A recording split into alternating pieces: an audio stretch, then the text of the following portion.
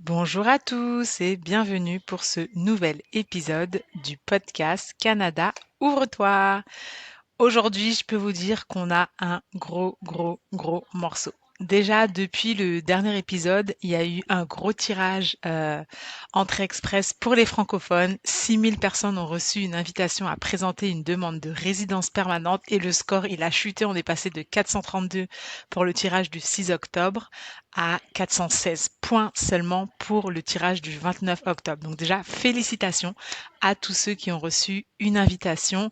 Je peux vous dire que ça a été la grosse surprise. On s'attendait pas à un aussi gros tirage parce que normalement, le quota pour 2025 était de 29 000 résidents permanents francophones. Et là, avec ce dernier tirage, on est arrivé à 36 000.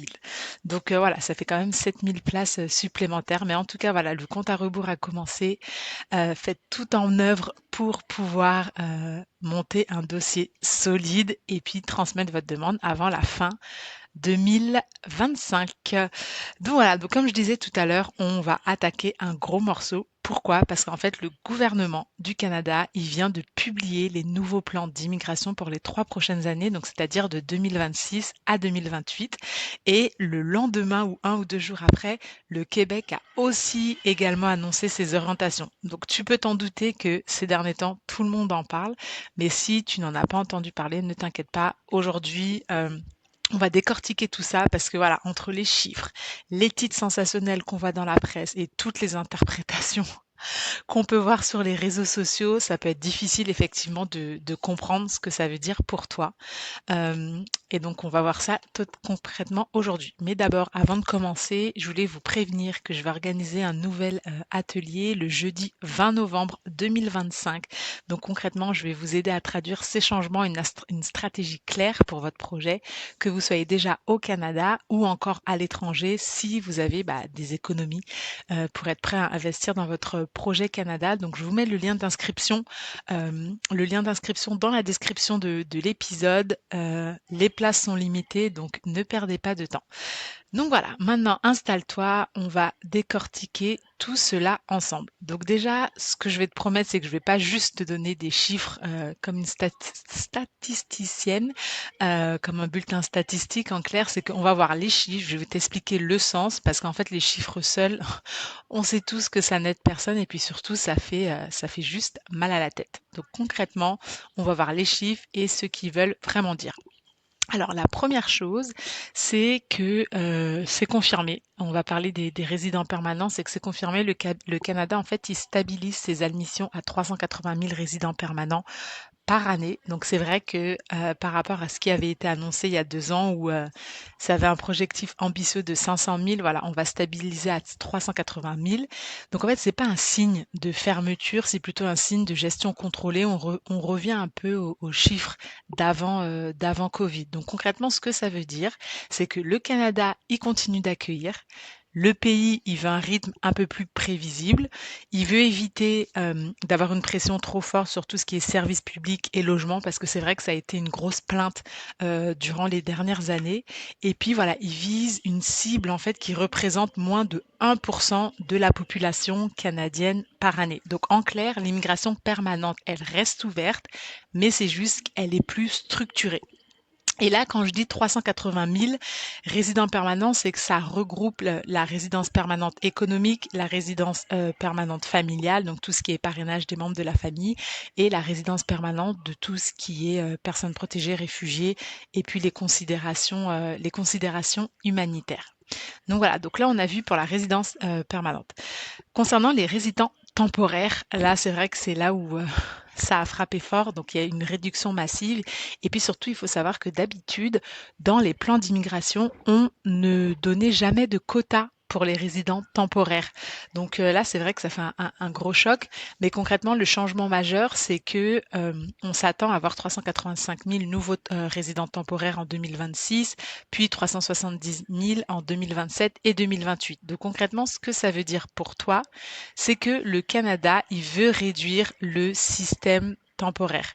Il veut éviter en fait à ce que les gens restent bloqués pendant des années, c'est-à-dire qu'ils viennent, ils ne sont pas et ne sont pas en mesure de rester. Donc concrètement, ces résidents temporaires, ils vont être divisés en deux sens. Donc c'est 150 000 pour les nouveaux étudiants et 230 000 pour les travailleurs temporaires. Parce que concrètement, qu'est-ce qu'on appelle un résident temporaire? Ce sont les travailleurs, donc c'est-à-dire qu'ils viennent aussi bien sous le programme de mobilité internationale ou qui viennent sur le programme des travailleurs étrangers temporaires et ensuite les étudiants étrangers. Donc, c'est-à-dire que dans le nombre de résidents temporaires, on ne compte pas les demandeurs d'asile, on ne compte pas ceux qui cherchent à prolonger leur permis de travail ou leur permis d'études ou qui changent de statut, on ne compte pas les visiteurs non plus et on ne compte pas les travailleurs saisonniers qui entrent et qui sortent au Canada au cours de la même année. Donc voilà, donc concrètement, ce que ça veut dire, c'est que le gouvernement, en fait, il essaye de prioriser ceux qui sont déjà dans le pays et il veut aussi moderniser les transitions vers la résidence permanente. Donc c'est pour ça d'ailleurs il a annoncé qu'il allait faire une sorte de programme. On n'en sait pas plus, mais il allait faciliter l'accès à la résidence permanente à 33 000 résidents temporaires. Donc on attend d'en savoir plus. Faites bien attention parce que là, en ce moment, on voit déjà pas mal d'arnaques de personnes qui annoncent ce programme alors que le gouvernement n'a sorti aucun détail. Donc concrètement, là, si toi, tu es déjà au Canada, c'est sûr que tu vas être prioritaire. Par contre, si tu n'y es pas encore, il faut vraiment que tu aies une stratégie solide et que tu vois les choses à long terme. Mais de manière générale, au niveau de la résidence permanente, pour revenir à la résidence permanente, c'est que le gouvernement, comme je vous ai dit, il y avait trois catégories dans la résidence permanente. Il y avait résidence, économique, familiale et puis humanitaire, réfugiés. Et en fait, le gouvernement, pour les prochaines années, il espère que 64% des résidents permanents proviennent de l'immigration économique. Et c'est vrai que c'est énorme parce qu'on n'avait jamais vu une telle proportion depuis plusieurs années. Donc concrètement, c'est un message clair du gouvernement. Ce qu'il veut, c'est qu'il veut des compétences. Ça veut dire qu'il veut des gens qui viennent au Canada, qui viennent contribuer dans des domaines dans le besoin, dans des domaines où il y a de la pénurie de main-d'œuvre, notamment dans le domaine de la santé, dans les métiers spécialisés. Donc, ce qu'on appelle métiers spécialisés, ce sont tous les métiers manuels, plombiers, charpentiers, électriciens, ce genre de choses. Les métiers de la tech, tout ce qui est dans l'innovation, les personnes qui sont prêtes à aller dans les régions rurales, donc éviter les grandes villes comme Toronto, Vancouver, ce genre de choses. Et puis voilà, il veut des personnes qui viennent contribuer aussi à la croissance économique du Canada, parce qu'au final, c'est quand même ça l'objectif en fait. C'est que le Canada, il veut être une grande puissance économique et pour ça, il faut des personnes compétentes qui fassent tourner le pays. Donc j'espère que tu as compris un peu le signal, c'est que concrètement, là, ce que le Canada il recherche, ce sont des profils qualifiés, des profils bilingues, expérimentés et du coup que ça soit cohérent avec ses besoins. Et ça, en fait, si tu réussis à correspondre à ce que le Canada recherche, ton profil il sera super recherché. Un autre point aussi qui a été mis très très très en avant dans ce plan d'immigration, c'était les francophones. Donc là, effectivement, ça va bien te correspondre parce que, petit récap, à l'époque, en 2023, le pourcentage de francophones voulus en dehors du Québec, l'objectif était à 4,4%. Et le gouvernement a mis des années pour atteindre cet objectif. Il a été atteint. Ensuite, en 2024, c'est monté à 7,1% si je me trompe pas. Bon, 2025, évidemment, on n'a pas encore les chiffres, mais je pense que si déjà avec les derniers tirages, ils ont augmenté le nombre, c'est parce qu'ils espèrent le dépasser. Mais voilà, l'objectif pour les prochaines années, ce serait avoir 9% de francophones en 2026, 9,5% en 2027 et 10,5% en 2028. Et idéalement, ce que le Premier ministre Mark Carney avait annoncé au moment d'être élu au printemps 2025, c'est qu'il aimerait atteindre le 12% d'ici 2029. Donc concrètement, là, c'est que le fédéral, ce qu'il affirme clairement, c'est que les francophones, ils ne sont pas juste bienvenus. En fait, ils sont essentiels. Donc toi, si tu es capable de m'écouter, c'est que je suppose c'est que tu es francophone et que tu vises l'extérieur du Québec, c'est ta stratégie gagnante. Donc concrètement, ça veut dire que tu es dans la vision de croissance du pays. Tu aides à renforcer le bilinguisme parce que ne l'oublions pas, le français est une langue officielle au même titre que l'anglais. Tu aides à maintenir les communautés francophones vivantes. À ce jour, il y en a 14 et il y en a 10 qui ont été approuvés. Et puis, tu réponds en fait à un vrai besoin national. Donc, si tu es prêt à aller à l'extérieur du Québec, n'hésite pas. Vraiment, vraiment, n'hésite pas. Parce que pour atteindre ce pourcentage-là, ça veut dire que le gouvernement, soit il va augmenter les quotas des programmes d'immigration qui existent déjà, ou soit il va créer de nouveaux programmes qui vont avantager les francophones. Donc, on verra ce qui va se passer pour l'année prochaine, pardon. Ensuite, mon autre point, c'est pour le Québec, parce que je sais que certains d'entre vous hésitent entre Québec, hors Québec. Donc, comme j'ai dit, le Québec a aussi sorti ses orientations pour les prochaines années. Euh, et là, en fait, le Québec attend 45 000 résidents permanents en 2026. Il a annoncé, donc ça, c'est vrai que ça fait un gros, gros coup pour plusieurs personnes pour plusieurs résidents temporaires qui étaient déjà au Canada. C'est qu'il a mis fin au programme d'expérience québécoise, qui était un programme de résidence permanente. Donc, il a mis fin aussi bien pour les travailleurs que pour les diplômés. Donc voilà, donc il a dit officiellement la date est le 19 novembre, mais on peut, même aujourd'hui, si on va sur le site, c'est fermé. Donc c'est vrai que ça fait beaucoup de dégâts, ça a créé beaucoup de pleurs au sein de certaines familles, parce que le gouvernement, depuis l'année dernière, il avait mis ce programme sur pause, c'était censé reprendre, et puis là, en fait, au lieu d'annoncer que ça reprend, il a annoncé qu'ils allaient y mettre un terme. Par rapport à ça, il avait mis aussi certains programmes pilotes donc qui vont prendre fin en janvier 2026. Le PSTQ, donc le programme de sélection des travailleurs qualifiés, devient l'unique voie de sélection de résidence permanente. Là aussi, on comprend pas trop qu'est-ce qui se passe avec ce programme parce que il a été mis en place en juillet 2025 et puis on s'attendait à plus de tirages. Ça fonctionne un peu sur le même système qu'Entrée Express, sauf que les tirages, on peut les compter sur les doigts d'une main, donc on ne sait pas trop ce qui se passe. Et puis il a mis en place des exigences parce que le Québec veut vraiment garder la langue française. Donc du coup, pour certains travailleurs étrangers temporaires, il a donné une exigence de français atteindre un niveau 4 en français, ce qui n'existait pas avant. Et puis l'autre restriction qu'il a prolongée, c'est pour les demandes de IMT, donc les études d'impact du marché du travail dans les régions de Montréal et Laval. Là encore, il a étendu, donc en fonction du métier et du salaire que vous allez faire à Montréal et Laval, eh ben, vous ne pourrez potentiellement pas obtenir de permis de travail. Et puis en clair, le message du Québec, c'est qu'il veut donner la priorité aux personnes qui sont déjà établies dans la province. Donc en clair, ce que ça veut dire que si là aujourd'hui ton objectif c'était de t'installer au Québec, il va falloir revoir et faire très très très attention à ta stratégie. Donc voilà, fais vraiment, vraiment attention à ça parce qu'il faudrait pas que tu investisses tout dans le Québec et puis qu'au bout de quelques mois, tu réalises que tu peux pas, rester. Donc concrètement, c'est ça. Il faut que tu visualises le décor. Je vais t'expliquer en fait ce que ces chiffres signifient vraiment pour ton projet, d'immigration. Donc en fonction si tu es déjà au Canada, si tu es à l'étranger, si tu es étudiant au Canada, si tu travailles ou si tu viens en famille, en fonction de ta situation, on va dire l'impact ne sera pas du tout le même. Donc concrètement là, on va passer à la partie 2, c'est-à-dire qu'est-ce que ce plan d'immigration signifie pour toi. Et là, on va commencer par si tu es déjà au Canada. Donc c'est simple, comme j'ai dit tout à l'heure, si tu es déjà au Canada, tu es dans la priorité du système. Pourquoi? Parce que le gouvernement, il veut en fait déjà stabiliser les gens qui sont déjà sur place. Comme on a dit, il veut aussi réduire les nouvelles entrées et il veut faciliter la transition vers la résidence permanente.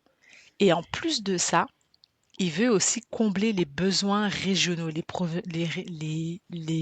notamment les régions rurales, avec des personnes qui sont déjà intégrées. Donc c'est pour ça que il y a déjà deux mesures ponctuelles très fortes. Euh, donc déjà, il va par rapport au nombre de personnes protégées, là, on pense qu'il y en aura 115 000. Et puis le programme dont je vous ai dit brièvement tout à l'heure, c'est que il veut pouvoir permettre à 33 000 travailleurs temporaires qualifiés d'obtenir la résidence permanente à travers un programme accéléré sur 2 ans. Là, on n'a pas plus de détails que ça, donc il faudra attendre, j'imagine, courant 2026 pour en savoir plus. Donc concrètement, en fait, toi, si tu es déjà ici, la vraie question, c'est est-ce que ton profil, il est optimisé pour profiter de cette fenêtre? C'est vraiment ça, en fait. C'est comment toi, avec tes assets en ce moment, tu peux rentrer dans la case de ce que le Canada recherche. Et si c'est pas le cas, comment faire pour pouvoir limer les contours pour pouvoir rentrer dans cette case. Ensuite, si tu es en dehors du Canada, si en ce moment tu es à l'étranger, c'est toujours possible de venir, d'accord? Mais c'est juste que c'est pas n'importe comment. Tu peux pas juste invoquer la chance et pouvoir venir. Bon, pour certaines personnes, la chance fonctionne, mais concrètement, tu vas devoir être très stratégique, tu vas devoir être très aligné et tu vas devoir surtout être très préparé. Donc, c'est sûr qu'il y a des voies qui sont un peu plus réalistes que d'autres. Donc, par exemple, Entrée Express, bah voilà, comme on le sait, il y a une catégorie francophone, il y a des rondes d'ensemble spécifiques aux francophones. Donc, tout va dépendre de tes économies, de ton expérience professionnelle, ton niveau de diplôme, ton âge, ce genre de choses, le nombre d'années d'expérience professionnelle que tu as. Il y a aussi tout ce qui est le programme des candidats des provinces. Il y a la mobilité francophone qui est encore là. Il faut regarder aussi tout ce qui est programmes ruraux. Et puis, il y a certaines voies d'études qui sont alignées avec le marché du travail. Donc, en fait, toi, il faut plus juste que tu te dises, j'ai envie d'aller au Canada. C'est plutôt, il faut que tu te dises, où est-ce que le Canada a besoin de moi? Donc la question, il faut la voir vraiment différemment parce que là, on n'est plus à l'ère du Covid où les portes étaient grandes ouvertes et que tu pouvais te dire j'arrive et puis on verra sur place ce qui va advenir. C'est plus du tout ça. Ensuite, si tu es étudiant international, alors là, ou si tu veux venir étudier au Canada, là, il faut faire très très très attention parce que là, les chiffres, ils baissent à hauteur de 49%. C'est-à-dire qu'en 2026, le gouvernement il veut accueillir seulement 155 000 étudiants internationaux. Donc ça veut dire que dès le début, il faut que tu choisisses ton programme avec intelligence. Il faut que tu étudies dans les domaines où il y a de l'emploi. Et donc, du coup, il faut que tu gardes en clair ta stratégie. Donc, si tu sais déjà que tu veux juste étudier 1 an et revenir dans ton pays, il n'y a pas de souci avec ça. Mais si tu sais que à terme, tu veux obtenir la résidence permanente, tu veux devenir citoyen canadien, choisis vraiment ton programme avec intelligence. Parce que le temps des études, pour beaucoup de personnes, c'est pour pouvoir avoir un pied au Canada, c'est je vais étudier et puis c'est bon, c'est la voie vers la résidence permanente. Malheureusement, ça se passe plus comme ça. Parce que, déjà, il faut savoir que le fédéral et le Québec, ils ont pas du tout, enfin, c'est pas qu'ils ont pas du tout, mais ils ont des positions légèrement différentes. Donc, concrètement, au niveau du fédéral, donc tout le Canada sauf le Québec, le fédéral, il a réduit fortement les arrivées des étudiants internationaux, mais il remet pas en question, en fait, le principe du programme. Ce qu'il veut, en fait, c'est réduire les volumes. Donc, on a dit, il veut les réduire drastiquement de 49% par rapport à l'an dernier. Pourquoi? Parce qu'il cherche à protéger le logement et les services. Il veut vraiment attirer les bons profils. Donc, c'est des gens qui, à terme, ont un profil cohérent, qualifié et puis capable de combler les pénuries de main-d'œuvre. Il veut aussi améliorer en fait la qualité des établissements qui vont accueillir les étudiants parce que c'est vrai que voilà, malheureusement, on a découvert au fil des années que la qualité n'était pas souvent là. Et puis, il veut retenir les meilleurs talents, en fait. C'est pas juste les gens viennent étudier, c'est ceux qui sont bons. Il veut qu'ils restent au Canada, qu'ils investissent. Donc, s'il y a des jeunes diplômés qui sont dans des secteurs clés, dans le secteur de l'innovation, le Canada va vouloir les retenir. Donc, concrètement, au niveau du fédéral, le message derrière, c'est on garde les étudiants, mais on veut des profils qui ont un vrai potentiel économique et une vraie capacité d'intégration. Donc, ça, c'est pour le fédéral. De l'autre côté, vous avez la position du Québec. Donc en fait, le Québec, il prend une direction beaucoup plus restrictive que le fédéral par rapport aux étudiants, parce que déjà, comme je l'ai dit tout à l'heure, il a mis fin au PEQ, donc le programme d'expérience québécoise pour les diplômés. Donc ça veut dire en fait que l'objectif, c'est qu'il arrête un peu la transition automatique de je fais mes études et je deviens résident permanent. Ça, c'est fini. Donc je ne sais pas si vous imaginez la déception de personnes qui sont venues étudier au Canada, qui ont dépensé des dizaines de milliers de dollars, parce que pour certaines études, une année d'études coûte 26-27 000 dollars, pour au final découvrir du jour au lendemain qu'elles ne seront même plus éligibles pour certains programmes de résidence permanente. Ensuite, il a mis fin à 3 programmes pilotes. Donc ça va être, ça va s'arrêter au 1er janvier. Donc il met fait au programme pilote sur les travailleurs essentiels, le pilote sur les préposés aux bénéficiaires ou aides-soignants, et puis le pilote sur les métiers spécialisés. Donc là, ça veut dire qu'il il coupe les voies rapides vers la résidence permanente. Et par rapport aux étudiants, bah, en fait, la différence majeure avec le fédéral, c'est que le Québec, il veut plus être une terre d'accueil automatique pour les étudiants, il veut réduire le volume global, mais lui plutôt, il veut plutôt prioriser les travailleurs déjà établis dans le marché québécois. Il veut aussi attirer beaucoup plus de personnes qui parlent français. Donc concrètement, en fait, il veut s'assurer qu'il y ait une intégration avant l'immigration permanente. Et puis comme j'ai dit par rapport aux Français, c'est que pour certains travailleurs, après 3 ans de séjour, euh, même si c'est pas ciblé directement sur les étudiants, bah, ça reflète quand même l'orientation générale. C'est après 3 ans de séjour, certains travailleurs devront passer un test de français pour prouver qu'ils ont un niveau 4, l'équivalent de niveau 4 à l'oral en français. Donc c'est-à-dire que le Canada, lui, ce qu'il veut, c'est qu'il veut, le Québec, pardon, le Québec, il veut plus de personnes qui parlent français plus tôt. Et puis, lui, en fait, c'est surtout, voilà, le Québec, c'est vrai que ça a été une province qui a été la plus vocale par rapport au poids qu'il y a eu sur le logement et les services sociaux. Et c'est pour ça, du coup, bah voilà, que la réduction pour le nombre d'étudiants, la réduction pour le nombre de travailleurs temporaire, bah, du coup, elle est beaucoup plus stricte. Ils vont aussi, ils vont aussi faire des contrôles très stricts pour tout ce qui est admission temporaire au niveau des travailleurs, comme par exemple ce que j'ai expliqué avec les restrictions de IMT à bas salaire pour Montréal et Laval.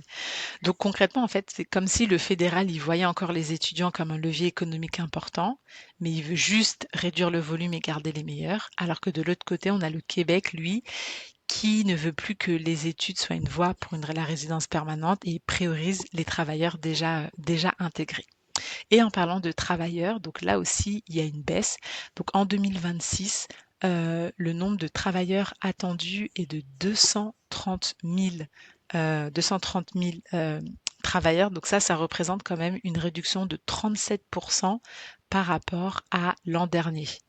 Donc là aussi, le Canada, s'il fait ça, c'est stratégique, c'est-à-dire qu'il veut viser euh, les, euh, les secteurs en pénurie de main-d'œuvre, il veut viser les régions rurales, les secteurs en tension et puis les talents qui sont déjà établis. Donc concrètement, si toi en ce moment tu es travailleur au Canada, il faut que tu te poses les questions suivantes, c'est est-ce que ton NOC, ton code CNP, ton code métier, il est bien aligné? Est-ce que potentiellement tu peux aller chercher tu es éligible à un programme de candidat des provinces et quand est-ce que tu vas te lancer à faire ton test de langue et à faire évaluer tes diplômes si tu n'as pas étudié au Canada? Donc pose-toi bien cette question, réfléchis et puis surtout passe à l'action. Ensuite, tout ce qui est famille. Donc le regroupement familial, on n'y a pas trop touché, ça reste quand même assez stable, à part le Québec où là en ce moment au niveau du parrainage des époux, épouses et conjoints de fait. Là, au niveau provincial, c'est en pause jusqu'en juin 2026. Mais de manière générale, le regroupement familial, il reste stable. Donc concrètement, toi, si tu comptais parrainer ou tu comptais être parrainé par ton époux, épouse ou conjoint de fait, ou si tu comptais parrainer tes enfants, juste assure-toi, voilà, que ton dossier il soit solide, que ta documentation elle soit impeccable, que tout soit cohérent dans l'historique, et puis que tu as des preuves de filiation euh, très solide. Donc voilà pour tout ce qui est famille et parrainage. Alors maintenant, on va passer à la dernière partie. Concrètement, c'est qu'est-ce que tu dois faire maintenant? Donc je voulais te donner en fait ton plan d'action 2026 version Mouvela Immigration. Concrètement, voilà, prends des notes parce que je veux pas juste que tu écoutes cet épisode et puis que tu retournes dans ton quotidien. Il faut prendre des notes et puis passer à l'action. Donc la première chose que je te recommande fortement, c'est améliorer ton niveau de langue, que ça soit en français, en anglais. Oui, je dis bien en français, même si c'est ta langue maternelle, parce que je vois beaucoup d'expériences avec les familles que j'accompagne. Je vois beaucoup de personnes qui n'ont pas un aussi bon score qu'elles l'espéraient, et ce n'est pas parce que le français est votre langue maternelle que vous allez avoir un 10 sur 10. Donc, quel que soit le programme d'immigration, c'est le levier numéro un, c'est les tests de langue. Donc, chaque demi-niveau, ça va te rapprocher en fait de la résidence permanente. Donc, prépare-toi. Ensuite, choisis la bonne voie. Donc, quel programme d'immigration correspond à ton profil? Est-ce que c'est Entrée Express, est-ce que c'est le programme des candidats des provinces? Est-ce que c'est la mobilité francophone, les programmes ruraux, le programme atlantique, je sais pas, certains programmes d'études, le nouveau programme d'études pilotes. Donc en fait, n'oublie pas que le Canada, lui, ce qu'il veut, c'est des profils clairs, pas de projets flous, en fait. Troisièmement, prépare un dossier béton. C'est soit proactif, va faire ton évaluation de diplôme, va passer tes tests de langue, va commencer à chercher tes preuves d'emploi. Assure-toi que l'emploi que tu as fait est aligné à ton code CNP. Va commencer à te renseigner comment obtenir les certificats de police, parce que certains peuvent prendre plusieurs mois. Euh, Prépare-toi financièrement. Et puis d'ailleurs, par rapport aux financiers, je remettrai le lien de l'épisode, mais j'avais fait un épisode il y a l'année dernière, je crois, sur la préparation financière. Et puis, de manière générale, est-ce que ton projet est cohérent? D'accord? 2026, il récompense les dossiers qui sont prêts. C'est ça. Quatrième chose, la stratégie régionale. D'accord? Je pense que c'est un des secrets 2026-2027 qui ne va pas être assez exploité. Il faut pas que tu vises le Canada en général, il faut que tu vises une province. Parce que des fois, avec beaucoup de personnes pensent à Entrée Express, mais des fois, avec Entrée Express, tu peux ne pas avoir de points alors que ton profil est recherché pour une province en particulier. Donc, voilà, si tu sais que ton profil est moyen, dans ce cas-là, vise une province, vise même une certaine communauté rurale, parce que les portes en ce moment, elles sont dans les régions. Cinquième chose, comme je l'ai rapidement évoqué tout à l'heure, c'est ta préparation financière. Beaucoup de personnes oublient d'être prêts financièrement. C'est-à-dire que, par exemple, un point clair pour Entrée Express, les personnes, elles ont fait le test de langue, elles ont fait l'évaluation de diplôme, elles ont, c'est bon, l'expérience professionnelle, mais quand après j'annonce en consultation, bah oui, si tu es célibataire, sans enfant, il faut que tu aies 15 000 dollars. Si tu es en couple avec enfant, il faut que tu aies 28 000 dollars canadiens sur ton compte. Et les personnes, bah, à cause de ça, elles sont pas capables de passer en l'avance. Donc, pensez à être prêt financièrement, c'est-à-dire pensez aux frais IRCC, aux frais de gouvernement, les frais pour les tests de langue, les frais pour l'évaluation de diplôme, les preuves de fonds, donc les économies à avoir sur votre compte bancaire, au niveau de les frais d'installation, euh, les 2 premiers mois pour prendre un logement, l'assurance, les traductions, les imprévus, les billets d'avion. Donc tout ça, prévoyez ça. Concrètement, vous devez avoir un budget clair, une épargne dédiée au projet Canada, une marge pour assurer les chocs et puis vraiment avoir une vision à 12 ou 18 mois. Si vous obtenez la résidence permanente et que vous n'avez pas d'emploi tout de suite, est-ce que vous allez être capable de survivre? D'accord? Donc le Canada, il veut aussi des candidats qui soient prêts financièrement. C'est pas juste la motivation qui compte. Et puis la dernière chose, vous n'y pensez pas souvent, mais faites auditer votre profil. Euh, Parce que concrètement, c'est pas juste, je veux pas juste vous dire, ah, réserve une consultation, c'est vraiment euh, réfléchis concrètement à est-ce que tu es sûr d'avoir tout compris les règles? Est-ce que tu n'as pas interprété? Est-ce que tu n'as pas l'esprit embrouillé? Donc voilà, donc aujourd'hui, je vais pas te dire réserve une consultation. Aujourd'hui, je vais plutôt te dire, maintenant que tu as écouté ce podcast, va dans le descriptif de l'épisode et inscris-toi à l'atelier gratuit que j'organise le 20 novembre. Parce qu'en fait, pendant cet atelier, on va analyser les chemins possibles, on va voir les erreurs à éviter, on va clarifier les options. Donc, va dans les notes de l'épisode, va t'inscrire à l'atelier. C'est gratuit, ça va te prendre 1 heure et demie de ton temps. Ça peut juste t'ouvrir les yeux, enlever les nuages que tu as, les doutes que tu peux avoir. Et puis, une chose aussi que je souhaitais ajouter et que je ne cesse de répéter, c'est que si vous êtes éligible à un programme d'immigration et que vous êtes sûr de vouloir venir au Canada, ne tardez pas. Parce que j'ai vu trop de personnes depuis l'année dernière, elles hésitent, les règles ont changé et maintenant elles se retrouvent sans rien alors que l'année dernière, si elles avaient fait ne serait-ce qu'une démarche à aller à un webinaire ou faire une consultation, elles auraient eu leur plan, elles seraient passées à l'action. Donc voilà, il y a aussi la notion de temps. Vous l'avez vu avec le Québec, ce qui s'est passé. Plus vous attendez, plus vous réduisez vos chances.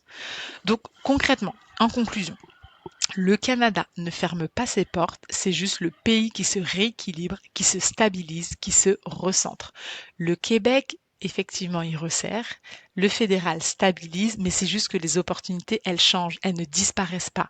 Donc, l'immigration au Canada sur les 3 prochaines années, 2026-2028, ça sera à la fois beaucoup plus exigeant, beaucoup plus stratégique, mais aussi beaucoup plus prévisible. Et ça, c'est une bonne nouvelle si toi, tu sais où tu vas.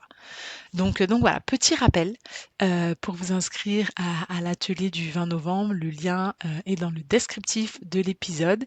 Et puis voilà, si tu ne me connais pas encore, n'hésite pas à me suivre sur LinkedIn. Donc c'est Laurence Mouila-Vertueux ou sur Instagram et TikTok.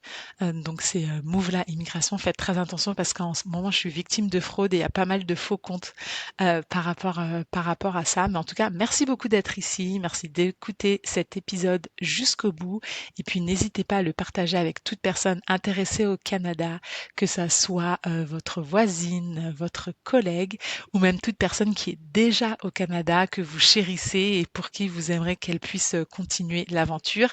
Et puis moi, je vous dis à la semaine prochaine. Bye bye!